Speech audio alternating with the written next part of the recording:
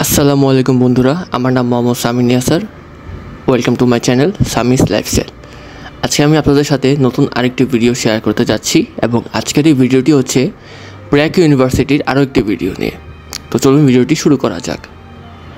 তো আজকে আমি আবার পাবলিক ট্রান্সপোর্টে না গিয়ে প্রাইভেট ট্রান্সপোর্ট মানে ব্র্যাকের বাস দিয়ে যাচ্ছিলাম। তাই সকাল সকাল এখানে কলাবাগান বাস স্ট্যান্ডে এসে দাঁড়িয়েছি, কারণ এখানে আমার ব্র্যাকের বাস আসবে এবং এখান থেকে আমি ব্র্যাক ইউনিভার্সিটিতে যাব। তো আজকের প্রোগ্রামটি বা আজকের এই ভিডিওটি বিশেষ করে একটা বিশেষ কারণে বানানো, এবং সেটি হচ্ছে আজকে ব্র্যাক ইউনিভার্সিটিতে কোরআন বিতরণ করা হচ্ছে, তাও ফ্রিতে। এখন ফ্রি কোরআন বলতে আপনারা হয়তো বা মনে করতে পারেন যে ভাই ফ্রিতেও কোরআন দেয়, এটা আবার কোথায় সম্ভব বা কীভাবেই বা সম্ভব? এটা তো সাধারণত মসজিদ বা মাদ্রাসায় হতে পারে, এরকম শিক্ষা প্রতিষ্ঠানে তো হওয়াটা মানে কেমন একটা ব্যাপার।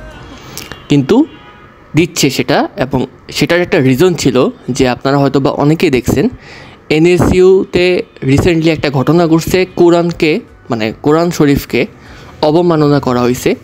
এক হিন্দু স্টুডেন্ট এই কাজটি করেছে এবং তাকেও ধরা হয়েছিল ইনস্ট্যান্ট, তাকে অ্যারেস্টও করা হয়েছে, যার কারণে এনএসইউতেও এবং ইউআইইউ ইউনিভার্সিটি ওখানেও ফ্রিতে কোরআন বিতরণ করা হয়েছে, যার কারণে ব্র্যাক এই উদ্যোগটা নিছে যে ব্র্যাকেও ফ্রি কোরআন বিতরণ করা হবে। তবে এটা ব্র্যাকের পক্ষ থেকে করা হয়নি টোটালি, এটা করা হয়েছে ব্র্যাকের ইসলামিক বা দিনী মাইন্ডেড স্টুডেন্টের কাছ থেকে। ব্র্যাক ইসলামিক কমিউনিটি বা বিভিন্ন ধরনের দিনী মাইন্ডেড যে স্টুডেন্ট আছে তারাই হচ্ছে এই আয়োজনটা করছে। তো এই হচ্ছে আমার ব্র্যাকের ব্যাক গেট। এখান থেকে আপনাদের কোরআন বিতরণী প্রোগ্রাম শুরু হয়।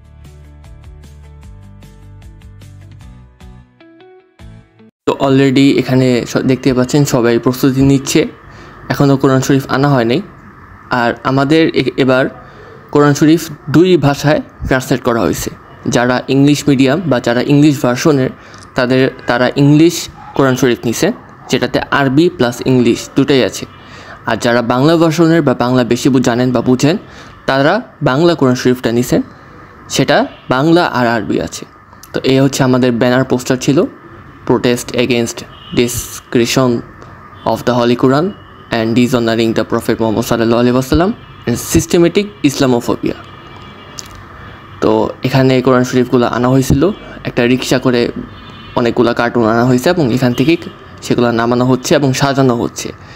আর এখানে কোরআন বিতরণ করার আগে অনলাইনে একটা রেজিস্ট্রেশন লিঙ্ক দেওয়া হয়েছিল, যে লিঙ্কে সাইন আপ করলে বা যে লিঙ্কের স্ক্যানার কোডটা স্ক্যান করলে আপনাকে একটা ফর্ম দেখাইতো, যে ফর্মটা ফিল আপ করার পরে আপনার নাম এখানে রেজিস্টার হয়ে যায় এবং আপনার নাম দেখে একটা শীট দেখে সেভাবে কোরআন দেওয়া হচ্ছে। তো দেখতেই পাচ্ছেন সামনে কোরআন শরীফ রাখা হয়েছে এবং কোরআন শরীফের মলাটটা অনেক সুন্দর ছিল, মাশাআল্লাহ।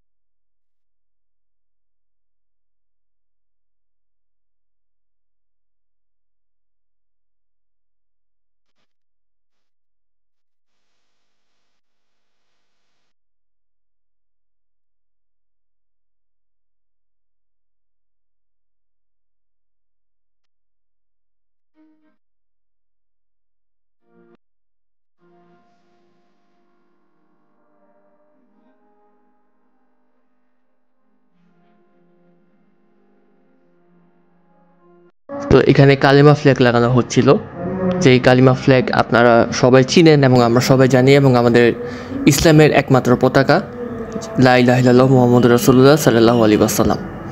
এবং কোরআন শরীফ বিতরণের পাশাপাশি এখানে একটা ছোটোখাটো প্রোটেস্ট করা হয়েছে। সেই প্রোটেস্টের উদ্দেশ্য ছিল এনএসইউ যে স্টুডেন্ট বা যে হিন্দু স্টুডেন্ট আমাদের কোরআন শরীফকে অপমান করেছেন তার এগেইনস্টে ব্র্যাক কী করে বা ব্র্যাক কী বলে সেটা নিয়ে একটা ছোটোখাটো প্রোটেস্ট করা হয়েছে এবং পাশেই কোরআন শরীফ দেওয়া হচ্ছিল। তো এখানে কোরআন শরীফগুলোকে আবার সুন্দর করে সাজানো হচ্ছে, যেখান থেকে কোরআন শরীফ সাধারণত পড়া শুরু হয়। যেমন আমরা নর্মাল বই পড়ি, বাম দিক থেকে শুরু করি, ডান দিকে শেষ হয়, আর কোরআন শরীফ পড়া হয় ডান দিক থেকে শুরু করে বাম দিকে শেষ হয়। তো এখানে লেখা আছে রিজেক্ট সেকুলারিজম। আমরা গণতন্ত্র এগেনস্টে, অবশ্যই আমরা গণতন্ত্রের এগেনস্টে, কারণ আমরা মুসলিম, আর মুসলিমের রুলস একটাই হয়, সেটা হচ্ছে ইসলামিক শরিয়া। সো আমরা অবশ্যই সেকুলারিজমকে রিজেক্ট করব। আর এখানে অনেক ধরনের প্ল্যাকার্ড লাগানো আছে, ওয়ান উম্মা, ওয়ান বডি, রিজেক্ট সেকুলারিজম, আরও বিভিন্ন ধরনের প্ল্যাকার্ড ছিল। মোটামুটি সববারের তুলনায় এবারও আমাদের স্টুডেন্টের সংখ্যা অনেক বেশি ছিল। এর আগেও আমরাও দু একটা ইসলামিক এভাবে প্রোটেস্ট করেছিলাম আগেও। তখন স্টুডেন্টের সংখ্যা যতটুকু ছিল আজকের এই প্রোগ্রামের স্টুডেন্টের সংখ্যা তার চেয়ে অনেক বেশি।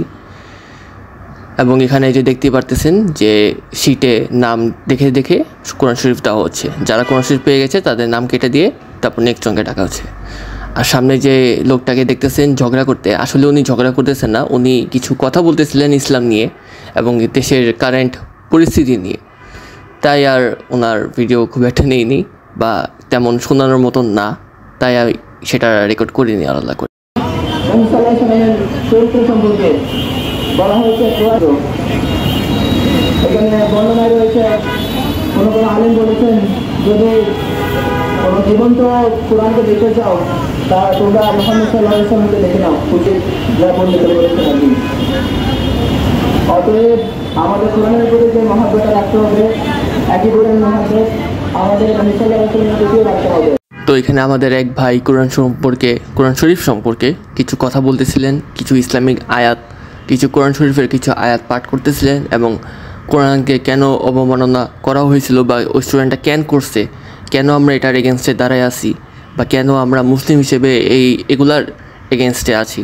তো এই ছিল আজকের ভিডিও। আশা করি আপনাদের ভালো লাগবে। ভালো লাগলে অবশ্যই লাইক, শেয়ার, সাবস্ক্রাইব করে দিবেন। আমার জন্য বেশি বেশি করে দোয়া করবেন যেন আপনাদের জন্য আরও নতুন কন্টেন্ট নিয়ে আসতে পারি। আর আমার কথায় কোনো ভুল হলে ক্ষমা সুন্দর দৃষ্টিতে দেখবেন। ভালো থাকবেন, সুস্থ থাকবেন। আল্লাহ হাফেজ, আসসালামু আলাইকুম।